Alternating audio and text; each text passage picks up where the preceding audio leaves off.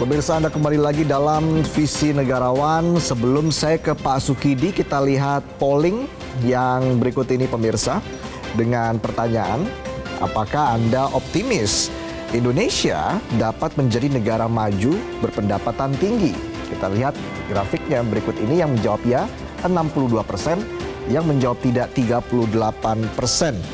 Pak Sukidi, saya minta tanggapan Anda ini Pak Sukidi. Jadi apakah kita sudah on the track menuju Indonesia emas? Kita bisa menjadi negara maju berpendapatan tinggi. Nanti setelah Pak Sukidi, Prof. Mahfud akan menjawab. Saya ke Pak Sukidi dulu tadi. Prof. Mahfud dulu. Prof. Mahfud aja. Saya dulu. Oke, silakan Prof. Mahfud. Jadi saya juga optimis Indonesia bisa mencapai Indonesia emas berdasar perhitungan rinci yang dari sekarang dibuat ya oleh lembaga-lembaga studi yang sangat kuat bahkan internasional. Indonesia itu akan sampai negara emas 2045 itu sudah menjadi negara kekuatan ekonomi keempat atau kelima. Berarti kita sudah on the track. Sudah on the track. Tapi saya ingin mengingatkan itu kalau hukum dan keadilan ditegakkan. Saya ingin ingatkan, Anda masih ingat dulu Pak Prabowo berpidato tahun 2018. Indonesia ini akan bubar di tahun 2030. Kalau hukum dan keadilan masih tidak pernah disentuh untuk diperbaiki. Itu pidato Pak Prabowo. Indonesia akan bubar, ribut Indonesia. Masa Indonesia bubar 2030? Wong hasil studi itu 2045 sudah masuk negara ekonomi terbesar keempat atau kelima. Lalu orang ribut. Pak Prabowo tuh pakai literatur apa asal bunyinya tuh ya? Lalu Pak kata, baca saya ada bukunya. Judul bukunya Ghost Fleet. Barisan Setan, Ghost Fleet itu. Yang ngarang Singer, tapi ini novel. Novel tentang intelijen. Dia ahli intelijen. Novel tentang perang tahun 2030 itu perang AI. Nah, katanya Indonesia sudah tidak ada di perang AI itu. Nah, saya katakan ketika orang nyerang Pak Prabowo rame-rame, Pak Prabowo benar saya bilang. 2045 kita bisa sampai menjadi Indonesia emas, tapi kalau hukum dan keadilan seperti ini mungkin tahun 2030 kita udah bubar. Kuncinya ada di hukum. Kuncinya hukum dan keadilan karena sejarah hancurnya negara-negara di masa lalu maupun di masa kini itu ketika hukum dan keadilan tidak ditegakkan, perlawanan dari masyarakat akan muncul, kemudian akan ada proksi masuk, penjajahan secara diam-diam dari luar terjadi, bubar itu negara. Baik, Pak Sukidi, dalam peringatan Hari Kebangkitan Nasional tahun 1953, Bung Hatta menyatakan bahwa persoalan utama pembangunan adalah memikat hati rakyat untuk ikut serta membangun. Apakah para pemimpin kita saat ini sebenarnya sudah memberi keteladanan yang mampu menggerakkan rakyat? Saya nyambung dulu dari Prof. Mahfud. Saya kira betul sekali apa yang disampaikan oleh Prof. Mahfud bahwa hukum ini sebenarnya menjadi kunci. Negara maju mustahil terwujud kalau hukum tidak diperbaiki. Ya. Apa masalah utama dari hukum? Persis apa yang disampaikan oleh Prof. Mahfud, yaitu adalah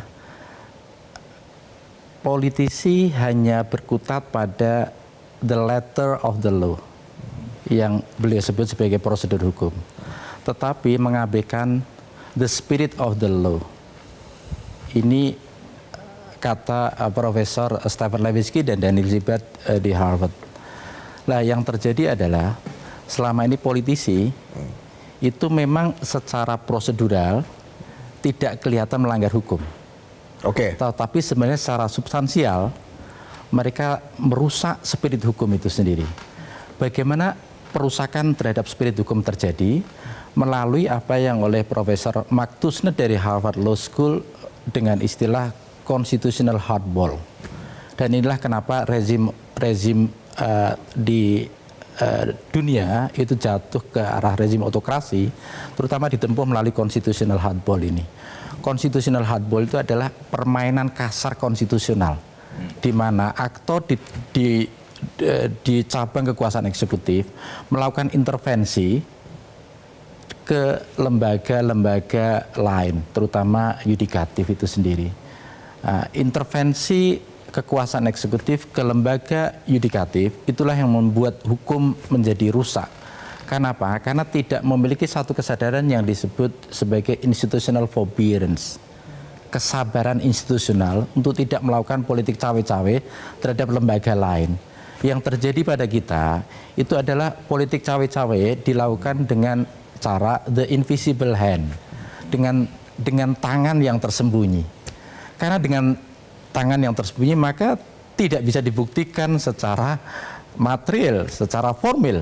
Jadi kembali ke pertanyaan saya tadi, sebenarnya pemimpin kita saat ini sudah memberi keteladanan tidak? Tidak, sudah pasti tidak. Tidak Ada keteladanan. Anda bayangkan ya, keteladanan itu diberikan oleh Bung Hatta. Bung Hatta itu adalah buat saya figur sempurna dari seorang negarawan. Apa yang ia ucapkan, itulah apa yang ia lakukan. Salah satu keteladanan dari Bung Hatta adalah arsitek negara hukum ini dia pegang betul karena apa? Karena dia khawatir dan satu-satunya pendiri bangsa yang khawatir bahwa kelakuan penguasa kolonial itu ditiru oleh penguasa Indonesia setelah merdeka. Dan itu yang terjadi sebenarnya. Aspek keserakahan itu adalah meniru karakter kolonialisme yang serakah. Bukan hanya eksploitasi sumber daya alam seperti yang disampaikan Prof. Mahfud itu. Dan sekarang kalau ada eksploitasi sumber daya alam, itu sebenarnya warisan dari kelakuan kolonial yang eksploitatif terhadap sumber daya alam itu sendiri. Prof. Mahfud, Anda melihat hal yang serupa terjadi saat ini? Iya. Saya ingin menggarisbawahi tadi menyebut Bung Hatta. Jadi Bung Hatta itu pada tahun 1931 sudah menulis tentang bahayanya demokrasi itu. Kata Bung Hatta, demokrasi itu bisa membunuh demokrasi. Karena apa? Kalau di demokrasi di bawah pimpinan-pimpinan yang jahat, ya, terlalu ambisius, lalu dia menggunakan demokrasi itu untuk membangun kejahatan. Caranya gimana? Nah, Lidl itu pernah bicara di harian Kompas.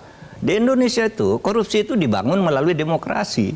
Artinya terjadi kolusi antara orang-orang politik lalu diputuskan oleh DPR sesuatu yang korup itu menjadi aturan sehingga menjadi benar.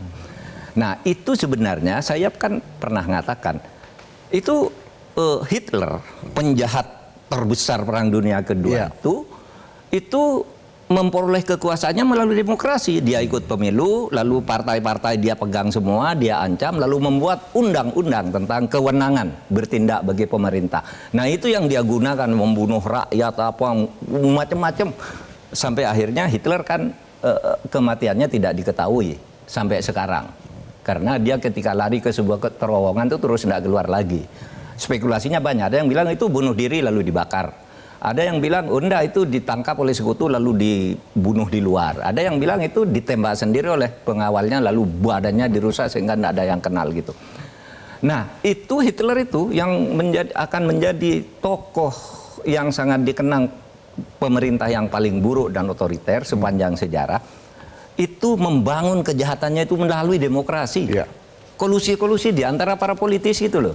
Yang enggak mau ditawari, kamu mau ikut enggak? Kalau enggak, kusikat. Pilihannya adalah damai atau perang dengan saya. Kata Hitler kepada lawan-lawan politiknya itu. Dan kepada teman-teman politiknya. Nah, itu Hatta sudah menulis itu. Tahun 31 sebelum Hitler muncul sebagai penguasa. Tapi dia sudah mengingatkan. Di buku itu, karya lengkap Hatta itu sudah bilang. Hati-hati loh dengan demokrasi. Kalau Anda tidak disiplin, tidak taat hukum ini tadi. Negara hukum. Ya, hancur tuh negara. Orang bisa menghancurkan negara melalui demokrasi kok. Buat aturan-aturan aja yang menguntungkan dia, mumpung dia berkuasa. Dan itu sah secara prosedural, pembuatan aturan-aturan itu. Nah, saya kira mumpung kita suasana kemerdekaan, kita ingat Bung Karno, Bung Hatta, dan lain-lain yang sudah berjuang tentang itu. Dan sudah mengingatkan tentang pentingnya demokrasi dan istilah yang kalau dalam hukum itu namanya nomokrasi. Demokrasi itu kedaulatan rakyat, nomokrasi itu kedaulatan hukum, itu harus seimbang. Kalau enggak ya itu yang terjadi. Dan gejala ini sekarang udah mulai dibaca di Indonesia. Kayaknya sekarang di Indonesia sedang terjadi nih. Demokrasi digunakan untuk membunuh demokrasi. Bahasanya Bung Hatta itu kedaulatan rakyat digunakan untuk memakan hak-hak rakyat. Sehingga kedaulatan rakyat itu menjadi hilang. Nah, tahun 1931.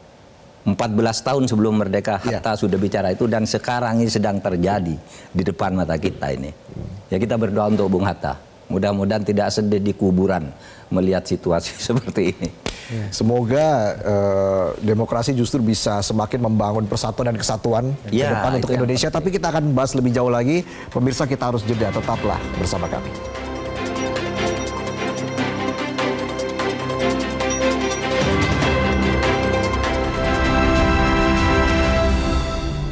Jelajahi cara baru mendapatkan informasi. Download Metro TV Extend sekarang.